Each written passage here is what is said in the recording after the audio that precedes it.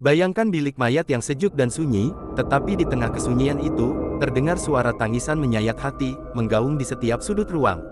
Namun, apabila dicari pemilik suara itu, yang ditemui hanyalah kegelapan. Apa yang akan kamu lakukan jika suara itu mula memanggil namamu?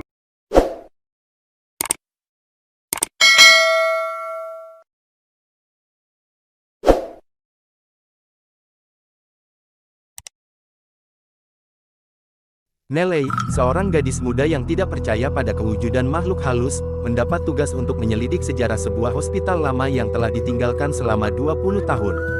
Hospital itu terkenal karena banyak kematian misteri yang berlaku, dan salah satu tempat paling menyeramkan adalah bilik mayatnya. Dengan penuh keyakinan, Nelly masuk ke hospital itu sendirian, bersenjatakan lampu suluh, kamera, dan buku catatan. Walaupun banyak cerita seram yang dia dengar tentang tempat itu, dia yakin semua itu hanyalah karangan manusia yang suka menakut-nakutkan. Sebaik sahaja dia melangkah masuk ke bilik mayat, bau yang menusuk hidung menyambutnya. Bau busuk bercampur dengan aroma bunga melati yang samar-samar. Bilik itu gelap, hanya diterangi oleh cahaya lampu suluhnya. Terdapat meja autopsi lama, kabinet berkarat, dan peti simpanan mayat yang pintunya terbuka separuh. Nelly mula mengambil gambar sambil mencatatkan perincian suasana di bilik itu. Namun, tiba-tiba, dia mendengar sesuatu, tangisan perlahan yang kedengaran seperti seorang wanita. Dia berhenti seketika, coba memastikan bunyi itu. Mustahil, ini pasti angin atau pipe bocor, katanya pada diri sendiri, coba menenangkan hatinya. Tetapi, tangisan itu semakin kuat, semakin jelas, seperti datang dari ujung bilik. Nelly mengarahkan lampu suluhnya ke arah bunyi itu, tetapi tiada apa-apa di situ. Hanya imajinasi, gumamnya, walaupun tangannya mula berpeluh. Dia terus berjalan ke peti simpanan mayat yang terbuka. Ketika dia ingin menutupnya, pintu peti itu tiba-tiba tertutup sendiri dengan bunyi dentuman kuat. Lampu suluhnya terjatuh, meninggalkannya dalam kegelapan. Tangisan itu kini berubah menjadi jeritan memilukan, seolah-olah seseorang menanggung kesakitan yang luar biasa. Dalam kegelapan, Nelly mendengar namanya dipanggil, Nili. Suara itu serak, tetapi penuh dengan dendam. Dia coba mencari lampu suluhnya, dan ketika dia berjaya menyalakannya, dia melihat sesuatu yang membuat darahnya membeku, seorang wanita tanpa wajah sedang merangkak ke arahnya, dengan rambut panjang yang menyeret di lantai. "Siapa kau?" jerit Nelly, sambil melangkah ke belakang.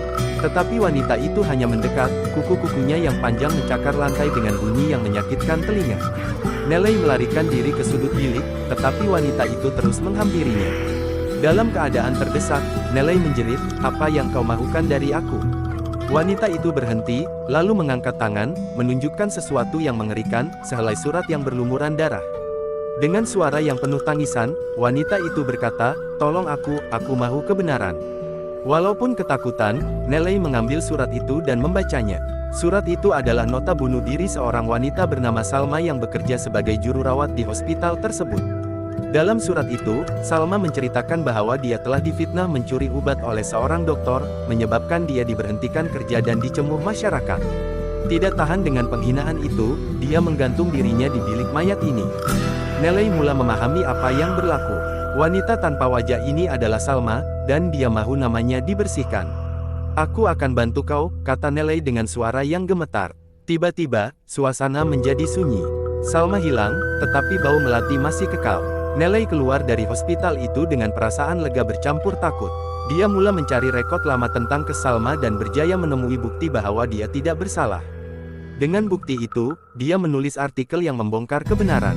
Selepas artikel itu diterbitkan, Nelly bermimpi tentang Salma, kali ini dengan wajah yang cantik dan penuh senyuman.